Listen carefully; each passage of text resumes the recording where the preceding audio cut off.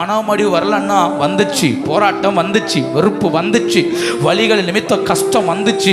ஆனால் இவர்கள் மனமடி அடையாமல் ஓட ஒரே ஒரு காரணம் பரிசுத்தாவியின் பலன். பரிசுத்தாவியின் பலன் அது அவனுக்குள்ள ஏதோ ஒன்று உருவாக்கிட்டே இருந்தது.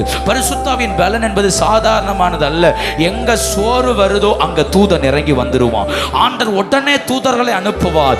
எலியா சோர்ந்து போன உடனே தூதன் இறங்கி வந்தான். அப்பத்தை கொண்டு வந்தான், தண்ணீர் கொண்டு வந்தான், தட்டி எழுப்பினான். போக வேண்டிய தூரம் வெகு தூரம் என்று சொன்னான். அப்போ ஆவிக்குரியவனுக்கு சோர்வு வரும்போ கண்டிப்பா தேவன் இறங்கி வருவார், அவனை பலப்படுத்துவார். ஏன்னா அவனுக்குள் இருப்பது தேவனுடைய பலன், அவனுக்குள் இருப்பது தேவனுடையது.